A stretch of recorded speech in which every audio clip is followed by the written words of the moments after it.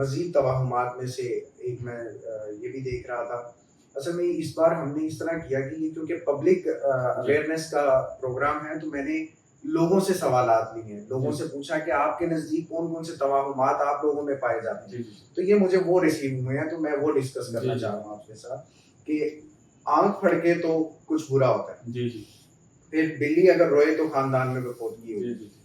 تو اس حوالے سے ویسے یہ بلیوں وغیرہ کا بولنا، رونا، کتوں کا رونا اور گدھوں کا رونا، اس حوالے سے کیا شرعی حکم کیا ہے؟ کوئی اس میں کوئی قید ہے کہ اگر یہ روئیں گے تو نحوست ہے یا کوئی بلاؤں سے ان کا کوئی تعلق؟ میں آپ کے سامنے جی رسالہ کشیریہ کے اندر ایک بزرگ ہیں جن کا نام ہے حضرت طاؤس رحمۃ اللہ تعالیٰ علیہ، ولی کامل ہیں وقت کے.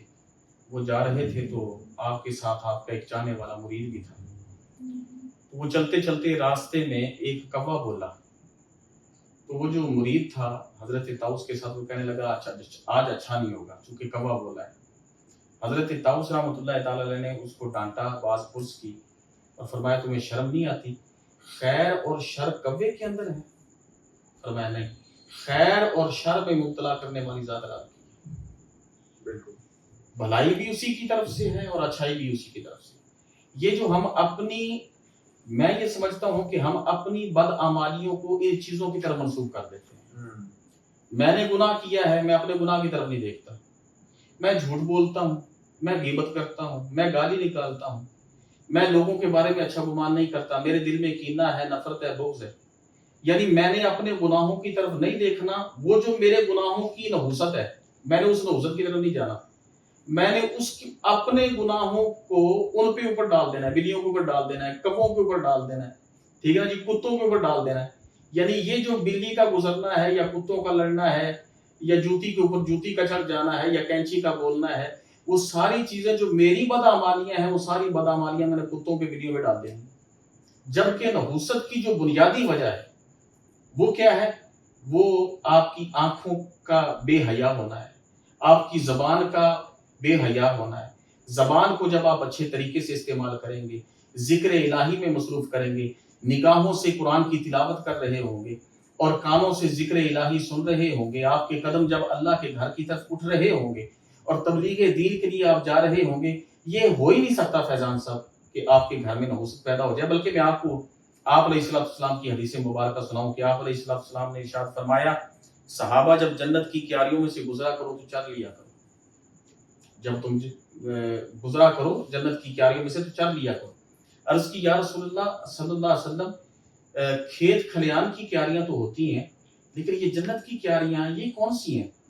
تو آپ علیہ السلام نے ارشاد فرمایا، جو لوگ اکٹھے بیٹھ کر اللہ کا ذکر کر رہے ہوں اللہ تعالیٰ اس کو جنت کی کیاری بنا دیتا ہے. اور آپ کو پتا ہے یہ چیزیں ہمارے ایمان کا حصہ ہیں کہ جنت میں نحوست نہیں ہوتی، جنت میں رحمت ہوتی ہے. معلوم یہ ہوا جہاں پہ ذکر الہی ہوتا ہے وہ چیزیں جنت کے ٹکڑے بن جاتی ہیں، جنت کی کیاریاں بن جاتی ہیں. جب ذکر الہی سے گھروں کو آباد کریں گے، ہمارا معاشرہ جب ذکر الہی کی طرف آئے گا، تعلیمات مصطفیٰ کی طرف آئے گا، تو یہ ساری چیزیں جو ہیں آٹومیٹکلی ختم ہوتی چلی جائیں گی انشاءاللہ. یہ جو ساری جو چیزیں پیدا ہو رہی ہیں توہم پرستی کے حوالے سے، میں پھر وہی بات کروں گا کہ یہ سنت مصطفیٰ سے دوری ہے. بالکل ایسے. اور جب سنت مصطفیٰ پہ ہم چلتے چلے جائیں گے تو ہمارا یقین اپنے رب پہ اور زیادہ پختہ ہوتا چلا جائے گا. میں ایک اور بات ایڈ کرتا چلوں، وہ یہ ہے کہ بہت ساری چیزیں ہماری معاشرے کا حصہ بھی بن چکی ہیں توہمات میں سے.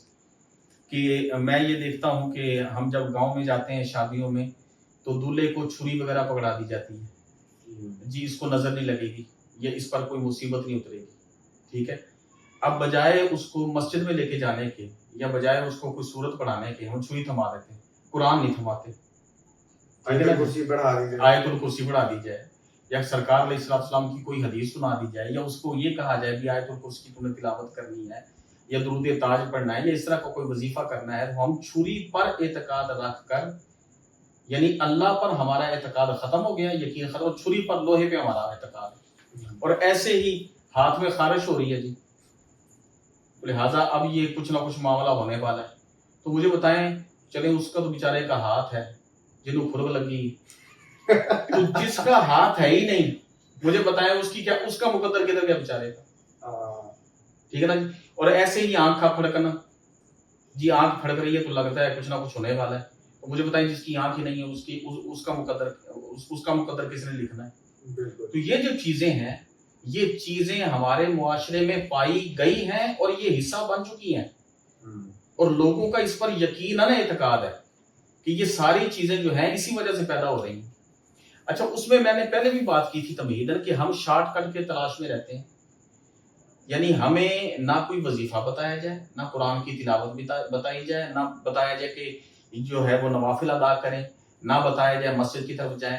بس ہمیں جو ہے نا وہ شارٹ کٹ ایسے بتا دیا جائے کہ بس اس طرح کوئی مسئلہ ہو کہ آنن فن وہ چیز ہماری حل ہوتی چلی جائے, بغیر ذکر الہی کے, بغیر قرآن کی تلاوت کے. بلکہ قرآن کریم کے اندر تو یہ واضح موجود ہے کہ من اعرض عن ذکری فإن له معیشۃ ضنکا.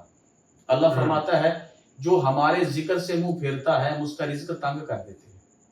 اچھا, اب رزق جو ہے نا, ہم رزق یہ سمجھتے ہیں کھانا پینا رزق ہے, نہیں, صرف کھانا پینا رزق نہیں, آپ کا چلنا بھی رزق ہے, آپ کا بولنا بھی رزق ہے, آپ کا دیکھنا بھی رزق ہے, آپ کا سماعت کرنا سننا بھی رزق ہے, آپ کی صحت بھی رزق ہے.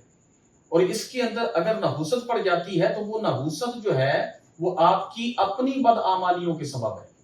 بلکہ اللہ رب العزت نے قرآن کریم کے اندر یہ بات ارشاد فرمائی کہ جو ہمارے ذکر سے بندہ دنیا کے اندر اندھا رہا, قیامت والے دن بھی ہم اس کو اندھا کر کے اٹھائیں گے, اور وہ اللہ کی بارگاہ میں عرض کرے گا, یا اللہ میں تو بینا تھا, میں تو دنیا میں دیکھ سکتا تھا, یعنی دنیا کی رنگینوں کا میں مظاہرہ کر سکتا تھا, دیکھ سکتا تھا, لیکن یا اللہ تو نے مجھے اندھا کر کے اٹھایا. تو اللہ فرمائے گا تو دنیا میں چونکہ ہمارے ذکر سے اندھا بنا رہا ہے اس لیے آج ہم نے تجھے اندھا کر کے اٹھایا. تو یہ جو ساری چیزیں ہیں, یہ ساری توہمات جو ہیں, میں بتا رہا ہوں کہ اس کا حل ایک ہی ہے, اور وہ اللہ پہ بھروسہ کیا جائے. اللہ کی ذات پہ تیقن ہو, اعتماد ہو, قرآن سے رشتہ جڑا ہوا ہو, اور سنت مصطفیٰ کو بندہ بنانے والا ہو, تو انشاءاللہ العزیز یہ کبھی بھی ایسی چیزیں پیدا نہیں ہو سکتی. اور پھر اس کے اندر میں ایک اور بات ایڈ کروں کہ لوگ سمجھتے ہیں جی جب نماز ادا کر لیتے ہیں تو مصلی کو ایک کونے سے فولڈ کر دیتے ہیں, تو وہ کہتے ہیں جی شیطان نماز پڑھتا ہے. بھی شیطان نے نماز پڑھنی ہوتی تو ادو ہی سجدہ کر لیتا. ٹھیک ہے, تو اب اچھا دوسری بات میں یہ عرض کروں, اس کا مطلب ہے پھر شیطان بہتر ہوا جو اس بندے سے جو نماز نہیں پڑھتا. ٹھیک ہے نا جی. تو یہ جو تصور ہے کہ شیطان نماز پڑھتا ہے تو اس کی کوئی حقیقت نہیں ہے, یہ آپ کی اپنی بدشگونی ہے, یہ آپ کی ذہن کی ایک کمزور خیال ہے جو آپ پیش کر رہے ہوتے ہیں, ورنہ اس کی کوئی حقیقت نہیں.